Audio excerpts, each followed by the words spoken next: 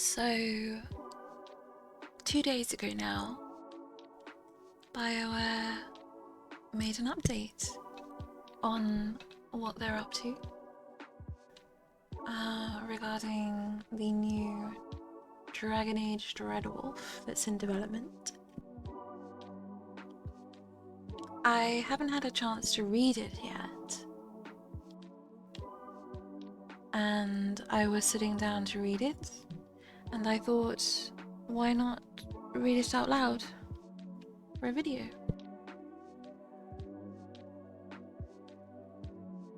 So join me in my excitement as I read this. Bioware Community Update. Hello everyone, and welcome back to another Bioware Community Update. It's been a little while since we last spoke, but our work continues, as does the storytelling. So far, years of effort have gone into our next game, Dragon Age Dreadwolf, with hundreds of people working to bring the shared vision to life. We've been quietly building it behind the scenes for a while now, so we wanted to give you a look at some stuff we've been working on. But let's start with a little recap for those who might be new around here. Age of the Dragon. Dragon Age is a series that puts you in the heart of a magical world, but what happens while you're there? Who lives and dies? Who rises and falls? Who loves and loses? That's up to you. There are no right choices, only those that you make. At the heart of every one of our games are our stories and characters. Each tale is told by the people who live in them. Companions who fight at your side and foes who challenge your every move. This is core to the experiences we craft and is what we believe makes a Bioware RPG what it is. Each character has their own motivations and goals that influence how the story plays out. But so do you, the hero of Ferelden, the champion of Kirkwall, the herald of Andraste.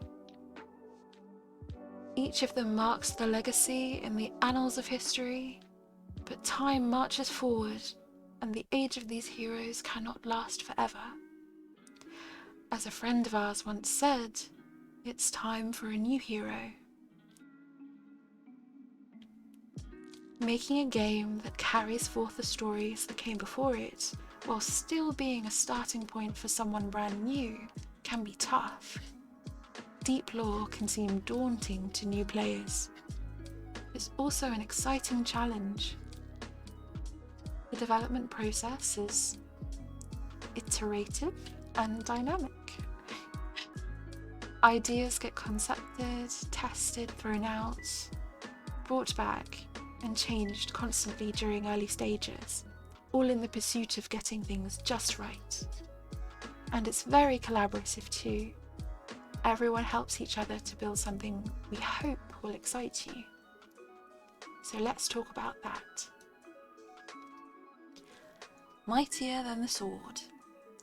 As we said, storytelling is at the core of what we do. Our writers helm the creation of your narrative experiences and work as part of a talented team with editors, producers, and quality verifiers to build out the story, characters, dialogue, and more. And that's not even getting into the other teams who work so closely with them to bring their tales to life. But what does working on the writing and editing teams entail? And how are we going about writing for Dreadwolf? It's not like writing a book where everyone has the same experience on the page. Each player interacts with the team's work differently, based on the choices they make, how much of the game they interact with, and the kind of character they want to play. Here's how our team is thinking about that. But first, please enjoy this sneak peek at writing for Dreadwolf directly from the game's Codex. Hello, Kaval! Cabal says, Dreadwolf Codex entries? I saw them earlier and was tempted to whisper you them. I know, I was so excited to see them. It's nice that you thought about me, thank you. Let's read them through together. Misconceptions about the Necropolis. No one has more respect for Brother Genitivi's scholarship than I, but his writing on Navarra details very little of the practices of the Grand Necropolis. The more I travel, the more I'm convinced these Ellisons have led to unfortunate conclusions by people of less than generous imagination. For example, we do not lock up our dead to pound fruitlessly against their coffins in the dark. Our departed lie in peaceful state, or even wander. The undead tableau are loving constructions, not dress up with corpses. And in the event a malign spirit causes a disturbance, we don't simply throw them in a tomb and toss the key. Sometimes I think Redacted crafts these questions to tease me, from Redacted's diary. Ooh. I suspected we might get another perspective on Navarra. Since it's been very focused on one aspect of Navarra for a while, I think it'll be nice to get to know that area in a little more detail.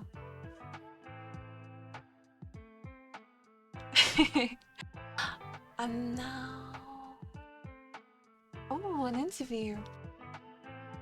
Hey, care to do us the honour of introducing yourselves and telling our community a little bit about what you do? Ryan Cormier. Hello, I'm one of 3 narrative editors on Dragon Age Dreadwolf.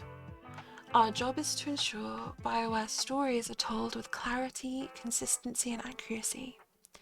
That might mean correcting comma splices in a codex entry, deciding if a hero's dramatic speech carries on one line too long, reviewing plot points, or helping a writer choose which scene to tweak without impacting the overall arc. Somewhere in between, we're spell checking some ridiculously long elven word or standardizing a character's voice. Sylvia Beketakuti? I'm so sorry if I butcher these names. Hi, I'm a senior writer on Dreadwolf. I wrote of one of the Codex entries here, Misconceptions about the Necropolis. The one we've just read. As well as the character who penned the entry. These codices are just a tiny snippet of the game, but we wanted to share them as a springboard for talking about our writing and editing process. Sometimes when I tell people I write for games, they politely try to figure out how to ask, but writing dialogue doesn't take up your entire day, every day, does it? Truthfully, no. I'm responsible for coming up with plots, characters and dialogue, but also for designing missions with our level designers. I work with them on pacing, information flow, and addressing many revisions as feedback comes in. We're also responsible for a lot of non-voiced text, codex entries, notes in the world, item descriptions, weapon names, etc. A huge part of my job is just explaining the narrative needs of my characters and missions to other departments and coordinating it all with them. Cabal says, Genitivi, he wrote the stories about the cultists and origins where we saved them in the mountains, right? I believe that's Genitivi, yes. The one we rescued in at Haven. Yeah, from the cultists. And we're still picking up his codexes in Dragon Age 2, aren't we, as we go through? That man really got around. But it looks like he has a rival now. A rival who will write codexes in the next game that may dispute what he's written. Exciting.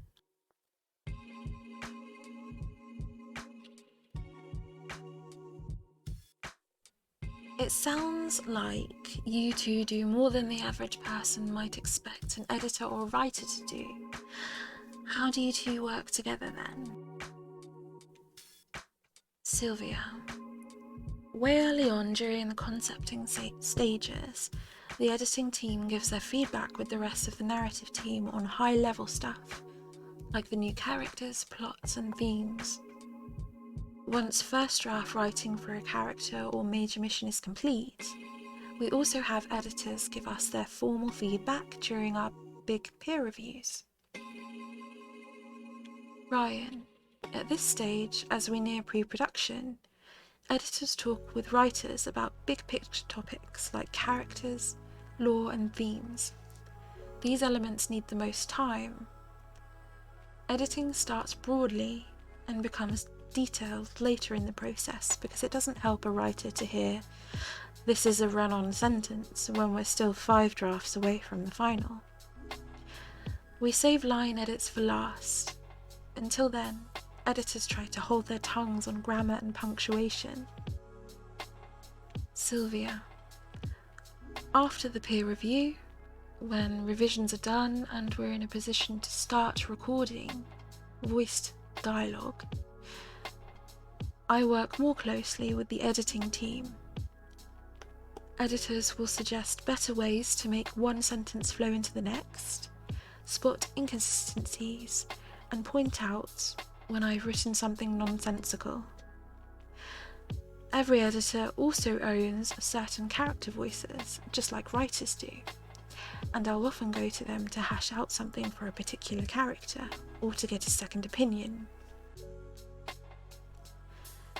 Here in the final drafts, no editor's too picky.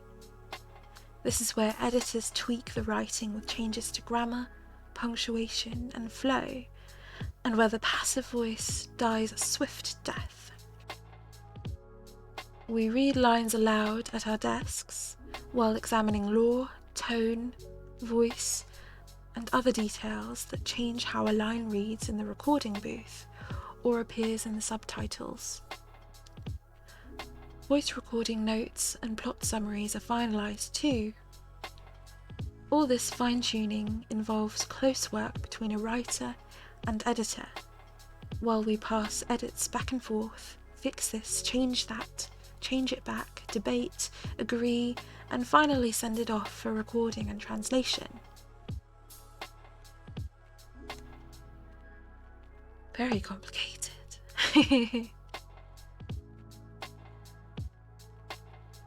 So much dialogue in each game though, I imagine that takes forever. Kabul says, makes sense why Genetivi, do we mean Genetivi would be writing Navarro stuff? Yeah. And reminds me of the days where we would see new game news on the Bioware forum. Good times, good time. Oh, I miss the Bioware forum. It was nice to have a place to congregate with other Dragon Age fans and geek out over the lore. They were good times. I still wonder why they closed it.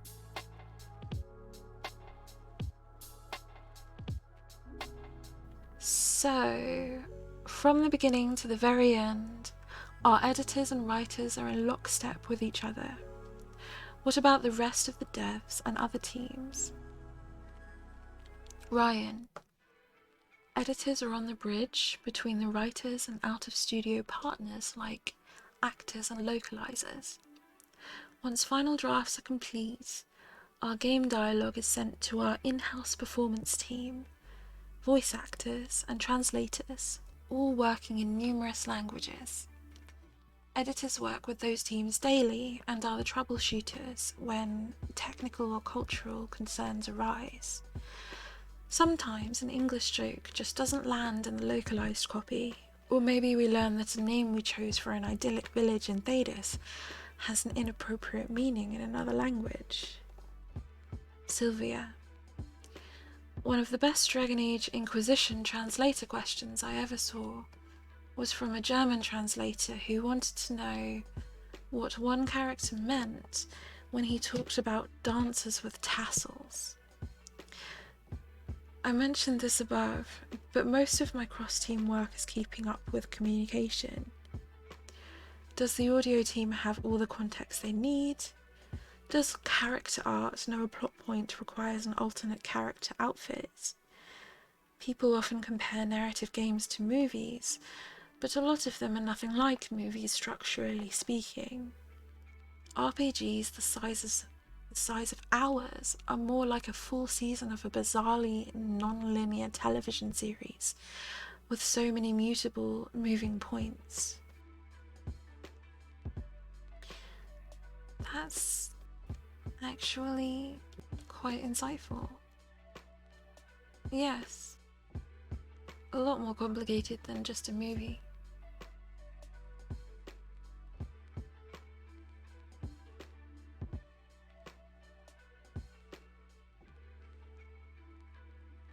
Cabal says, who doesn't miss 1,000 topics about talking about the Mass Effect 3 ending? Oh, well, I'm not sure the period of time surrounding the Mass Effect 3 ending is the the best example of the Bioware community. Those were perhaps the darkest times.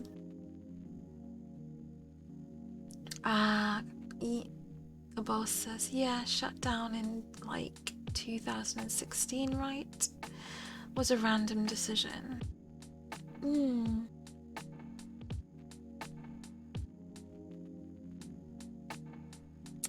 Yeah, I'm not sure why.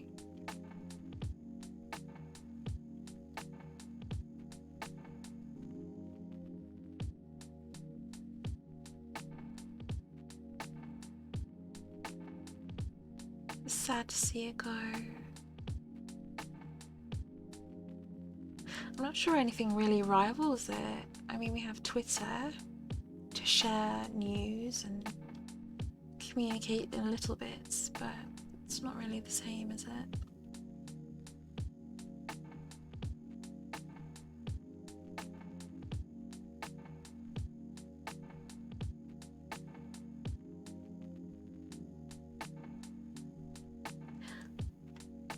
That definitely paints quite the picture. You mentioned your work on Dragon Age Inquisition just then too. What about on Dreadwolf? What's it like writing for the next game? Here we go. Next game. Sylvia. It's been 8 years since our last Dragon Age game came out. Has it really been that long? Wow.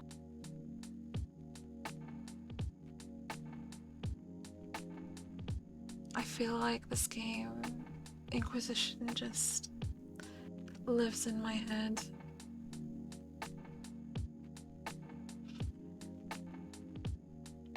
I've seen a lot of adults fondly reminiscing about how they played it as teens. Okay, now I feel old. Dragon Age Dreadwolf has been a balance of providing answers to long-standing questions for veteran fans, while making a game that new players or someone who only played Dragon Age Inquisition years ago can also get into. Cabal also says they're feeling old. We can be old together. Ryan. Unlike the vast galaxies we explore in other franchises, Dragon Age Dreadwolf returns us to Thedas, where we can revisit friends and places that are familiar. Some fans haven't spent time with Dragon Age since the 2014 release of Inquisition, while others have read every comic and story published since. Others never played a Dragon Age game at all and have no idea who the bald guy is. Brackets. He's soulless. Pat Egghead. It's really been 8 years since we've tried to, 8 years of trying to catch up with that Egghead. It's a varied audience, and development for Dreadwolf has included conversations about how the team can simultaneously reward our returning fans and welcome new ones. Sylvia. There are other things, of course, but we can't really get into that until the game comes out. Well, we'll see what the future holds then. If you were speaking to a fan, new or old, what would you tell them makes a Dragon Age game unique? Sylvia. To me, Bioware has always carried the old school D&D legacy in its veins. I try to inject some of what I love about tabletop role-playing into my work. Bizarre encounters, prideful villains, adventurers thrust together. Arcs with big stakes that retain a sense of playfulness or adventure. It's everything I've liked in the best fantasy tabletop games I've played in. I like that. Yeah. Ryan, for me it's the characters.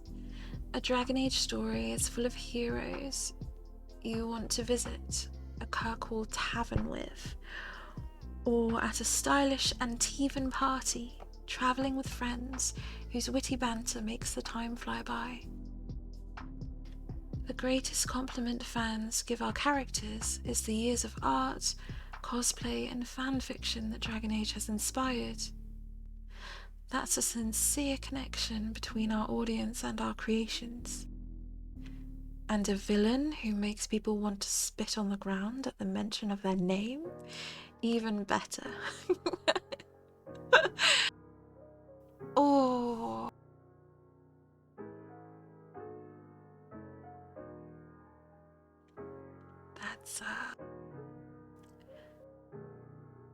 That's despicable.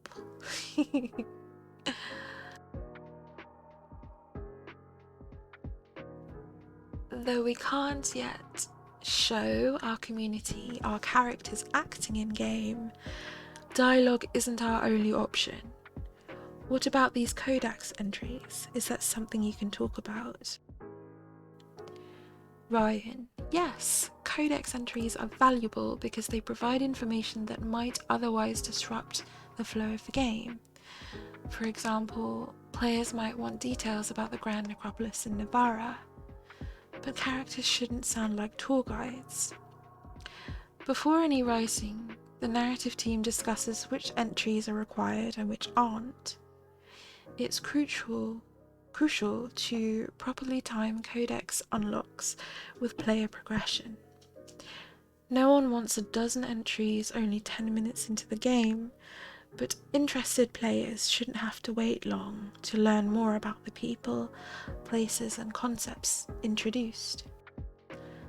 Does a codex unlock when something's first mentioned? When a related character appears? Is the entry only required if they actually interact with said thing? Sylvia. Making all our codex entries in-world, letters, books, notes, etc., gives us ways to play with information. I chose the Misconceptions about the Necropolis Codex to show everyone because it was really fun to write.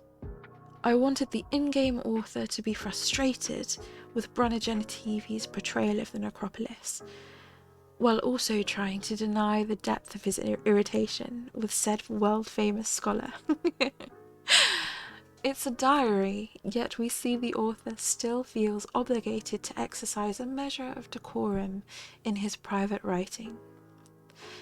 And the micro-revelation at the end is that it's someone he knows in real life, not far off Genitivi, who is needling the poor guy about Navarra's death rituals. It's fun to layer things like this, and players are savvy about those layers. They pick up, and I think appreciate, the character coming through. It's also a collaborative creative process. My Necropolis Codex entry, like many others, was edited by Cameron Harris, another one of our editors. In this case, Cameron caught that I had set file information incorrectly, and also adjusted the overall stylization for consistency.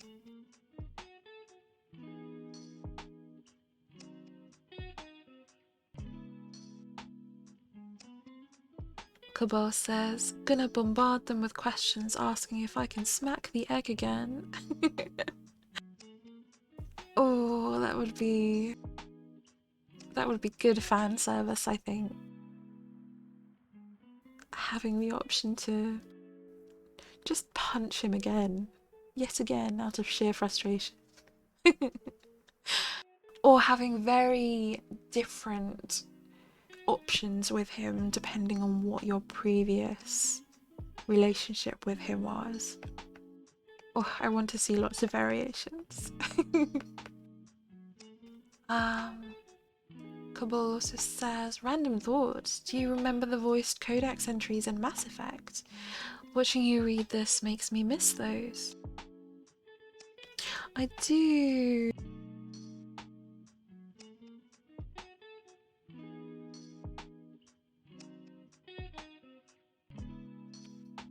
It makes sense for Mass Effect, doesn't it?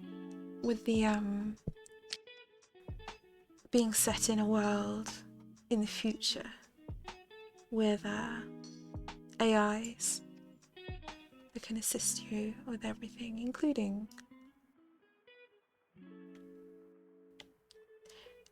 simply reading a Codex entry.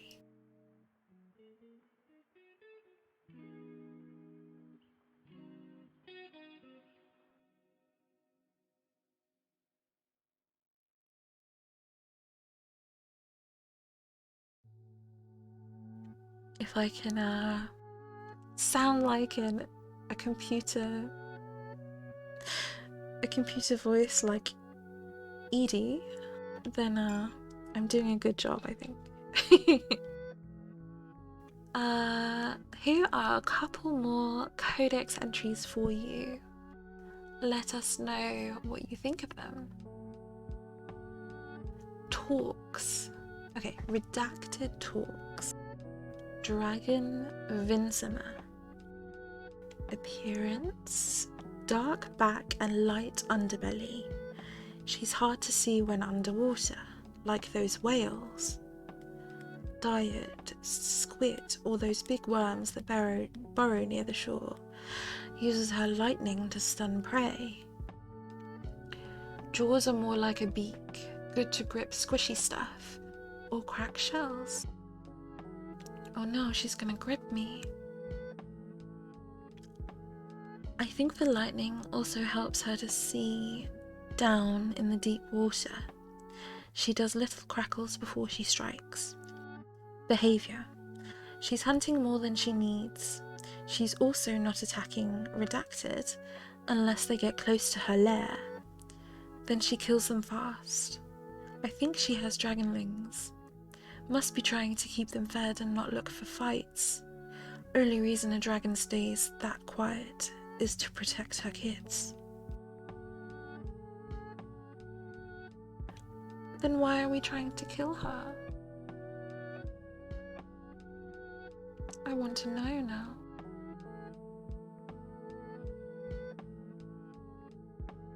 The Randy Dowager Quarterly. Ah! The Randy Dowager makes a return. sadly pristine and unread quarterly missive of suspect virtue. The Randy Dowager welcomes both season and heat by reprinting their knightly needs, being a wartime tale of lines crossed, blows traded, and love's promise to bridge any separation with cunning intent. A timely tale of tensions relieved by soldiers coming together. The Randy Dowager, exhibitions for the noble of thought, but spry of step. The lady herself says, historically questionable, but one does prefer the relief of a happy ending. For those who shy from politics but little else, 3 scarves fluttered in shock out of 5.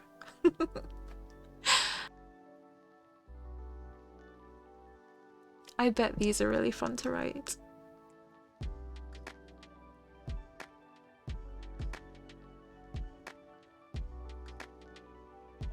Cabal says, get them to cast you voicing their Codex entries.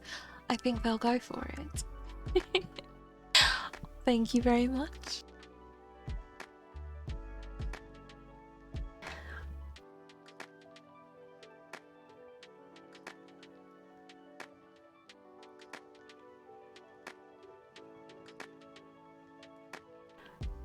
We hope you enjoyed this first discussion about how our writing and editing teams are thinking about Dreadwolf.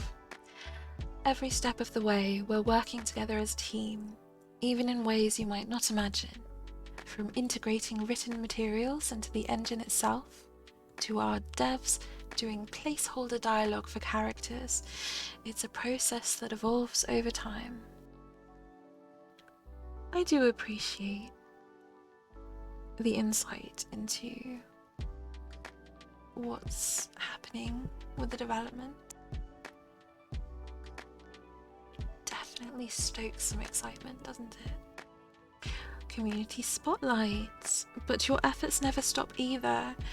Naturally, when Solus shows up, so do many of you, and with incredible creations no less. So in honor of the Dreadwolf himself, we wanted to showcase some amazing pieces we've seen.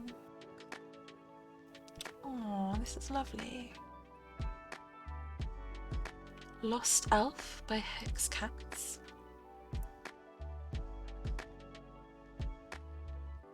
Lingering Looks by Mogwai.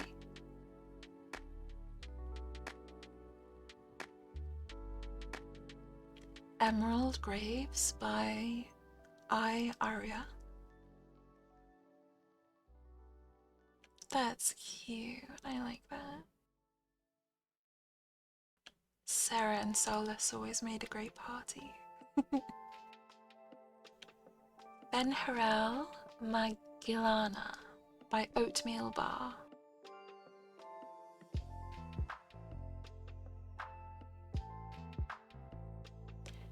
The Imposter by Callie Leth. Ooh, that's interesting.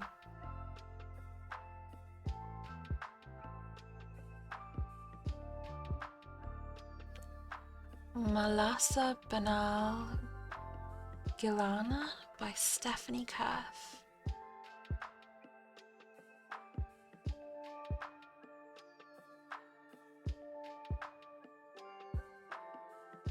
That's beautiful.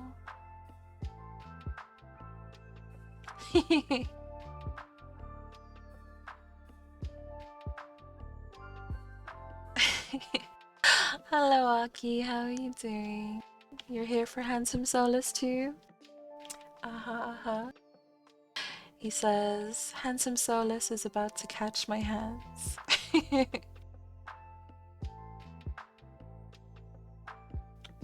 Yes, here he is, Handsome Solus. Beautiful, beautiful.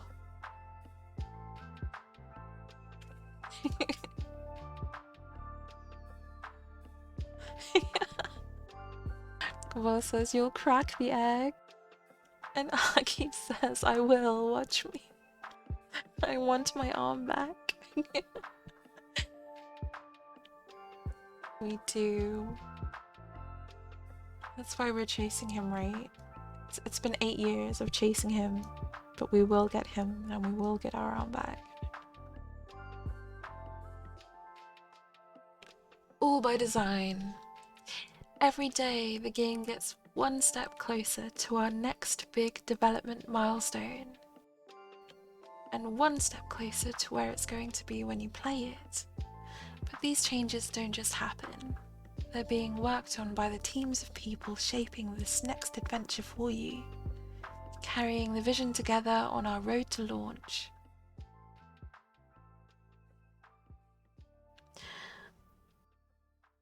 We want to keep showing you what we're up to, so let us know if you like what you're seeing. We have some fun stuff planned, so be sure to keep an eye out for our upcoming BCUs. Is that... Bioware community updates. Gotcha. One of which will include a look at what our designers are working on. In-game art, yes. Until next then, may the Dreadwolf take you. Oh, they know. They know exactly how to get us, don't they? May the Dreadwolf take you. Cabal says, man, really did leave you limbless though. He did. I was hoping to see more Tevinter-esque stuff, but I know that's asking for too much. It's such a mystery right now, isn't it? I mean, we got some glimpses in the trailer, which look amazing. I'm so excited to see that area. An entirely magical place.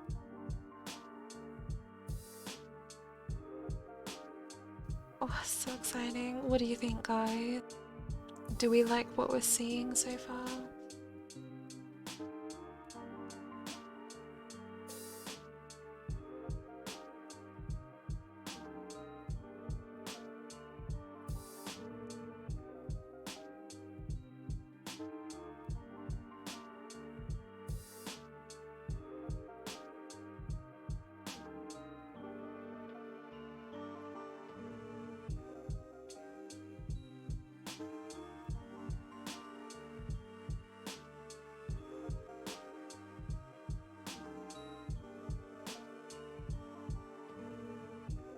Lucky says, listen, anything Bioware does is chef kiss.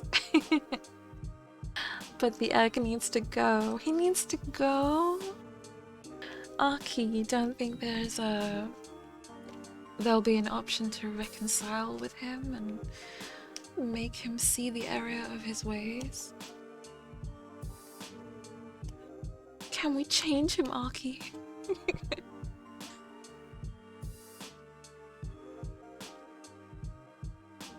Cabal says, so far so good, I think. Not revealing too much yet. Leaving you on the edge. True. Agreed, I want my egg sunny side up. Aki says, I tried to marry him. To get my arm ripped out. No, the damage is already done.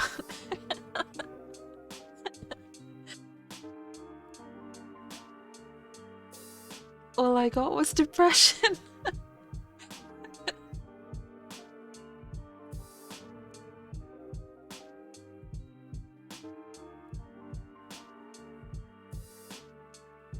I don't know. It's hard. I still have hope. Yeah. I really liked the look into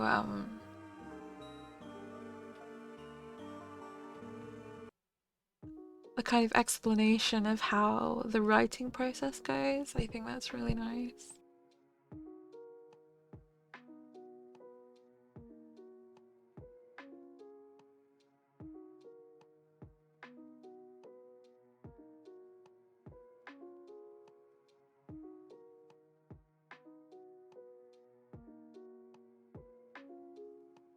Cabal says, I really need to play Inquisition again now. It's been so long.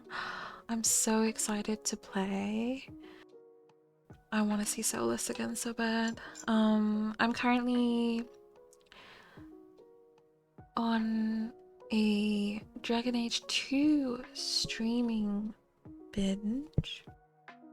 Really enjoying being Hawk and hanging out with Varric and Isabella and Evelyn and the rest of the gang.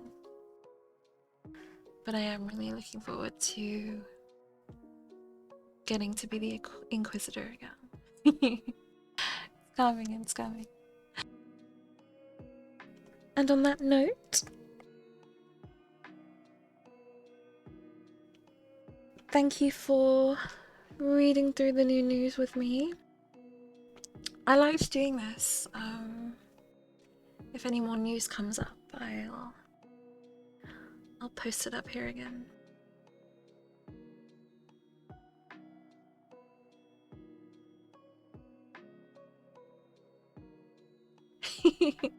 Cabal says, yeah, you got me wanting to play the series again, Loki. Excellent. That means my work here is done.